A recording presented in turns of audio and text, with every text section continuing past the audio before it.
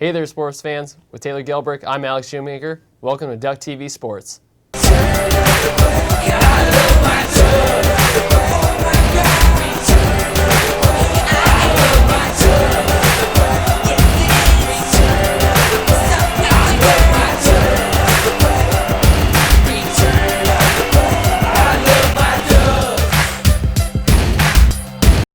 ESPN's College Game Day went down to the Bay Area this past Saturday to watch the Stanford Cardinal take on our Oregon Ducks.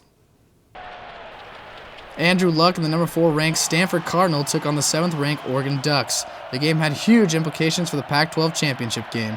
The Oregon defense hassled Luck all night. DeWitt Stuckey intercepts a Luck pass which led to a Darren Thomas 4-yard touchdown pass to Lavassier Tuine, putting the Ducks up 8-0. When Michael James does his best MC Hammer impression, going for a 58-yard touchdown run untouched, putting the Ducks up 15-6. Stop! Hammer time! James ended his night with 146 yards and 3 touchdowns. The touchdown right before the half got the Cardinal within 6, but the Ducks offense pushed them back up 36-16 to open up the third quarter. Luck tries to prevent Stanford from collapsing faster than a Kardashian wedding here with a 2-yard touchdown pass to Jeremy Stewart. The comeback continued as another Stewart touchdown puts the Cardinal within 13. But Boseko Lacumbo had dinner reservations for 6 as he takes his pick 40 yards for the score. Ducks win big 53-30. It was madness here at Stanford Stadium tonight as thousands of Ducks fans came down to Palo Alto to watch the Ducks upset the Stanford Cardinal 53-30. But it was a defensive game for the Ducks, and both Michael James and Chip Kelly were pleased with how the defense played as a unit. Defense really came out to play. You know, they bend, they don't break. They got a lot of turnovers. And I think for all those guys, that D-line we have right now is playing at a pretty high level with Terrell and Dion, and then you throw Josh Cadu and Taylor Hart, Wade Kilkeepy, and all those guys. Everybody's contributing, and I think they got worn down a little bit. With that win, the Ducks move one game closer to cementing a spot in the inaugural Pac-12 championship game. But more importantly, they may have gotten themselves back into the BCS championship talks, but neither Chip Kelly nor Michael James were willing to go there. And that's the only thing we care about is just keep winning games, and everything else will take care of itself at the end of the day. If someone wants to discuss us this week, it means nothing if we go out and don't play very well against USC and lose. So, you know, our job and our sole focus right now is on Southern California. So. For Duck TV Sports, I'm Richard Stutzman. The Oregon football team takes on USC this Saturday at Autzen Stadium. For this week's edition of Pack and Heat, we toss it to Zach, Lauren, and Jenny for more breakdown on football. Welcome to this edition of Pack and Heat. I'm Zach Goldstein with Lauren Nelson and Jenny O'Fon, here to talk about the impressive 53-30 Oregon win at the Farm against Stanford. Lauren, what impressed you?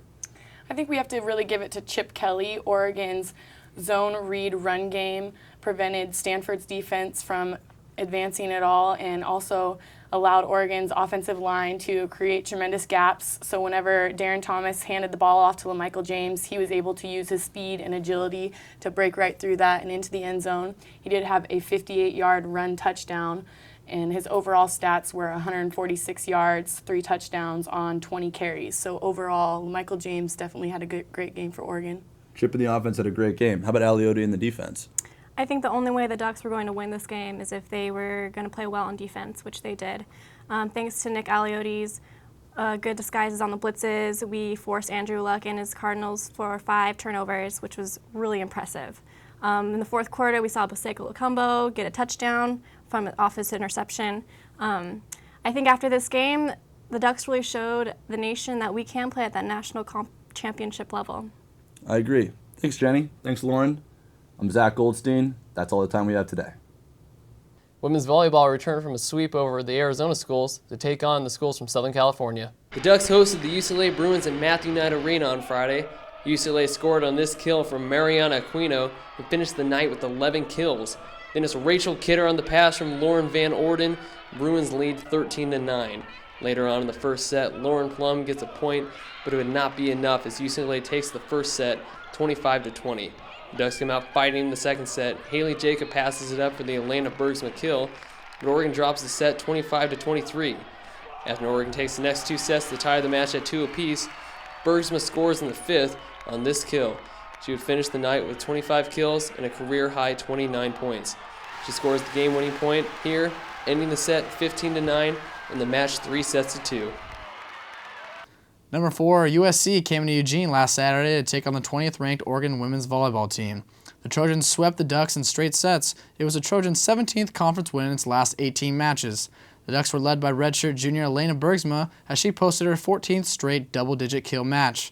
Bergsma's big game pushed her past former All-America Sonia Newcomb for 7th all-time on the Ducks' points list. The Ducks are back to action Friday at Stanford.